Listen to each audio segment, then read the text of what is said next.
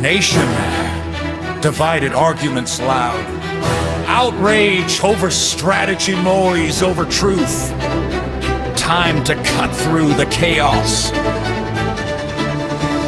Lines are drawn, the crowd ignites. Everyone fighting over who is right. But the Constitution is calling out. Enough of the rage, enough of the doubt. From DC storms to Carolina nights, we rise or fall by how we fight. Not by the loudest purity test, but by defending what works best. We lost the message, lost the frame, pointing fingers, assigning blame. But liberty is more than a slogan. It is action, choice, and motion. Stand up, go right, hit hard in the fading light. Stay sharp, stay free. This is where the truth is supposed to be. Turn up, hold tight. Welcome to Go Right with Peter Boykin.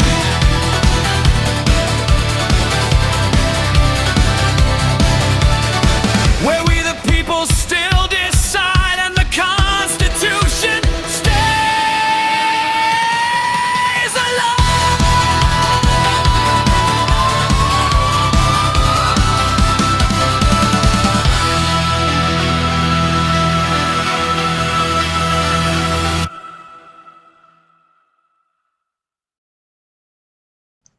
When loyalty becomes selective, does the GOP still stand for anything?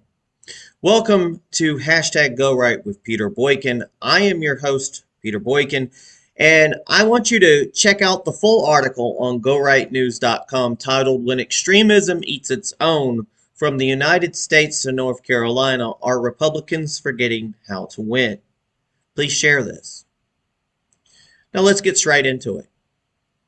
Because, folks, that's the question hiding underneath every argument. Every purity test, every social media pylon, and every internal fight we keep having. Let us be honest with ourselves. This is not about one tweet. It is not about one candidate. It is not even about one election cycle. This is about whether the Republican Party still understands how to win and govern in a constitutional republic, or whether we have decided that ideological performance matters more than results. We keep telling ourselves we are fighting the left, but too often we are really just fighting each other. We tear down anyone who does not perfectly mirror our personal priorities. We call it principle. We call it courage. But most of the time, it is just insecurity dressed up as righteousness. Look at how selectively outrage is applied. Trump makes a poorly judged comment after a tragedy, and suddenly we're told that this one moment defines everything. Yet for years, the Democrats and the media normalized calling Donald Trump supporters fascists, maggots, traitors, deplorables, garbage, and enemies of democracy. That rhetoric did real damage. It fueled anger. It justified censorship. And it made violence feel acceptable to people who thought they were morally superior. Donald Trump was not wrong to point out that excessive hatred, what people call TDS. When everything becomes an emergency and every disagreement becomes evil, people lose judgment. But here's the part some do not want to admit. Extremism on the right is just as destructive when we excuse it or cheer it on. North Carolina's lived that lesson. We nominated candidates who spoke recklessly about violence. We pretended it was strength. It was not. It was political malpractice. At the same time, we kept a party platform that treats same-sex marriage and other civil rights, but same-sex marriage in this case, as negotiable. even though it is unconstitutional to overturn. Then we act shocked when voters see hypocrisy instead of principle. You cannot claim to oppose identity politics while practicing it selectively. You cannot say the Constitution matters while ignoring settled constitutional law. And you cannot demand unity while pushing entire parts of your own coalition out the door. MAGA used to be a big tent. Doesn't seem that much anymore. Now, this is where the conversation about Michael Whatley exposes something uncomfortable. The anger toward him is not really about competence. It is not about effectiveness. It is about resentment. He did not support Mark Robinson. He did not play cultural war theater. He sided on Tom Tillis on equal rights. And for some people, that was unforgivable. Supporting civil rights is not social liberalism, people. Being gay or defending gay Americans or just civil rights in general, folks, is not a political ideology. Equal treatment under the law is a core Republican principle rooted in individual liberty and limited government. When we pretend otherwise, we are not defending conservatism. We are redefining it into something smaller and meaner. People who conveniently forget what Trump actually ran on. In 2020, many openly acknowledged that Donald Trump governed with what they called a New York state of mind. That meant he was not obsessed with evangelical cultural wars. He was broadly fine with gay rights. And that understanding is exactly why Gays for Trump exists and still exists. Back then, people said other issues mattered more. The border mattered. Immigration mattered. Jobs mattered. Trade mattered. Free speech mattered. National sovereignty mattered. But then COVID happened. I can talk about it now. Lockdowns happened. Censorship happened. Government overreach exploded. The First Amendment was treated like an inconvenience. People were told where they could go, what they could say, and whether they could work. Questions about election integrity were shut down instead of debated. People were jailed. And instead of staying focused on those abuses of power, the Republicans fractured and lost the plot. They fractured so bad to fighting over simple things that have nothing to do with anybody, while the Democrats just sit there and take notes and laugh. Even Donald Trump saw that happening. He made a comment about transgender athletes that got a standing ovation. And instead of soaking that in, he pointed out something uncomfortable. He said he wished people were that passionate about immigration. He noticed no one was that loud about the border anymore. I was there. It was the North Carolina State Convention a couple of years ago, and a dinner for Donald Trump. After a very rough re-election for Michael Whatley due to their election system, I sat down. I didn't clap for that, even though I'm not so keen about transgender athletes. The point is, standing ovations for that, but yet, where's that enthusiasm about issues that actually matter? And that's a warning. But too many ignored it. I mean, they were laughing. They paid no attention to what Donald Trump just called them out on. Evangelical activism rushed back into the driver's seat. And I'm going to stop there, folks, because I talk about evangelical doesn't mean I'm not a Christian. It doesn't mean I don't believe in God. It doesn't mean that I don't have faith. It doesn't mean I'm a demon or anything. I have faith. I'm a Christian. But I'm not an evangelical extremist. And we do have a lot of people like that. But you have the right to your freedom of religion. You have your right to your freedom of belief, as other people have the rights as well. And people need to recognize that. Movements that were about limited government became about moral enforcement. Student organizations that once encouraged civic participation became ideological gatekeepers. And labels like anti-woke and anti-DEI became weapons instead of arguments. The problem is those terms are so vague. They mean different things to different people. But once adopted, they became tests. Question them and you're called a rhino. Talk unity and you're a liberal. Defend equal rights and you're accused of betrayal. I know that. I get called all sorts of names in the book. And lately I get more calls, nasty things from the right that's supposed to be on my side than I'm getting from the left. That's pretty bad. That's not conservatism, people. Liberty does not require conformity. A free society requires restraint, humility, and respect for individual rights. And then there's the selective Trump endorsement problem. When Donald Trump endorses Phil Berger, or whatever you call his name, over Sam Page, his endorsement is treated as sacred. Debate must end. Unity is demanded. Trump's judgment is absolute. But when Donald Trump endorsed Michael Whatley, who's already ran our North Carolina GOP, who already was picked by Donald Trump to run the national Republican Party, and then when Donald Trump has now endorsed Michael Whatley to run for Senate, suddenly that endorsement became optional.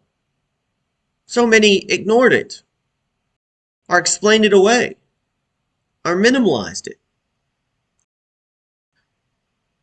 There's so many people out there that claim unwavering loyalty to Donald Trump while they dismiss his choices whenever they do not align with your personal standards. I mean, I can understand that in a degree. But you say you care about Donald Trump and his principles, but do you follow them? That's not principle. That's opportunism. Trump is either your leader or he is a convenient tool. I don't believe you can have it both ways.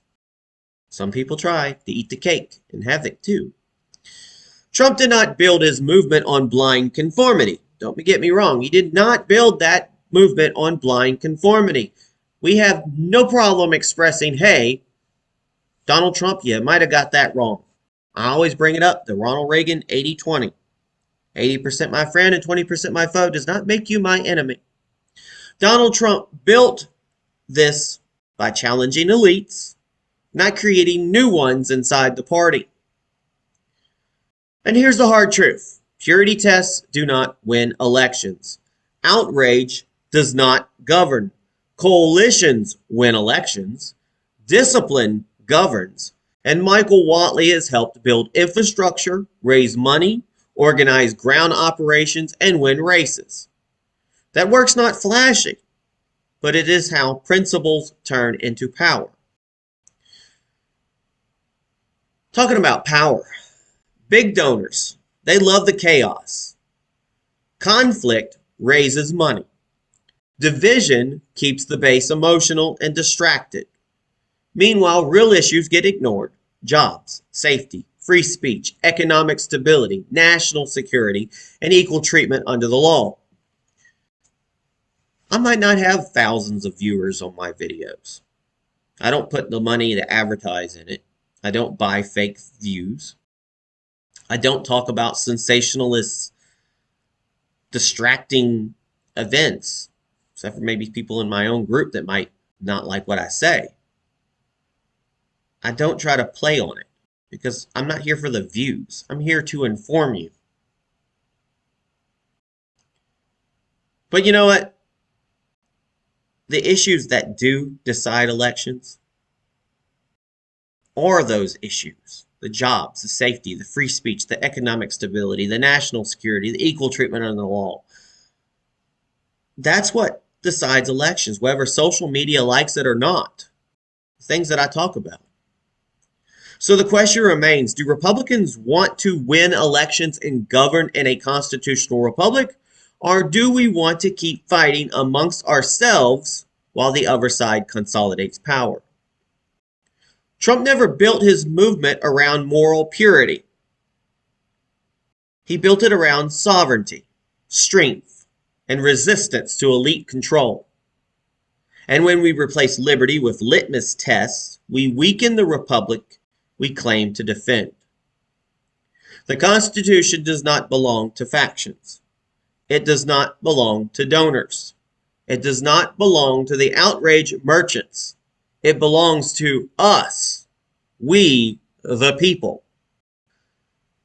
And any party that forgets that will eventually consume itself. Folks, if you want daily commentary grounded in liberty, justice, and constitutional values, I want you to visit GoRightNews.com. I need you to subscribe at rumble.com, Go Right News, and look for Go Right with Peter Boykin's podcast on YouTube. They're letting me talk finally for now. You can listen and subscribe on Rumble, YouTube, Spotify, Apple Podcasts, Amazon, Truth Social, X, Parler, Facebook, Gab, TikTok, and other sites as well. You can follow hashtag Go Right with Peter Boykin on Spreaker, on Spotify, on Apple, on Amazon, on Facebook, on X, Twitter, and every other major platform. And if you can support the platform. If you support independent media that holds power accountable, consider a donation for Go Right News at the Cash App $ Go Right News. Help us stay fiercely independent. Thank you very much, folks. And remember, share this, let other people go, and remember to go right. And enjoy the Go Right music that I create for these podcasts. God bless everybody. Peace.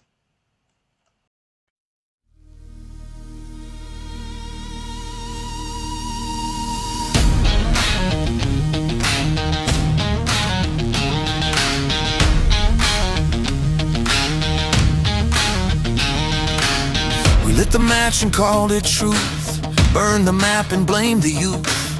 Every voice a loyalty test, every doubt a scarlet letter pressed. We stopped asking how to win, started asking who to throw out next. Built our walls inside our house, called division righteousness. We traded plans for purity and facts for flags we wave. Forgot the fight was liberty, not which side screams the loudest rage. What happens when outrage replaces strategy? When purity tests kill the Constitution piece by piece. We shout our strength but bleed our ground, turn brother into enemy. If this is what loyalty means now, who are we fighting for and who are we supposed to be?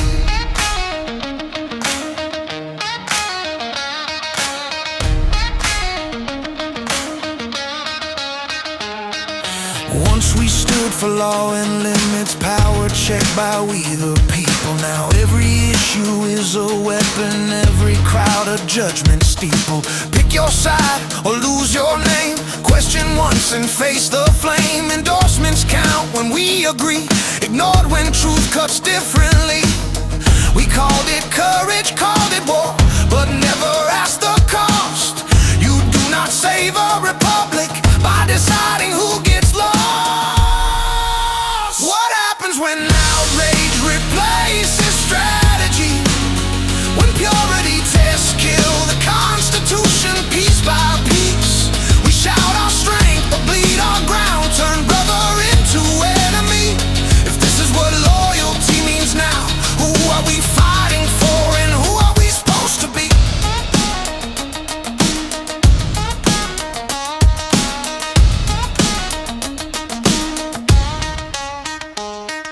The founders warned us plain and clear, faction fear would rot the spine. Liberty dies when power speaks and silence answers every line. Not left, not right, not holy rage, but limits written in the page. If we forget why freedom stands, we hand it over by demand. This was never about perfection. It was always about restraint. You do not win by by self-destruction. You do not cleanse a nation this way. What happens when outrage replaces strategy? When pure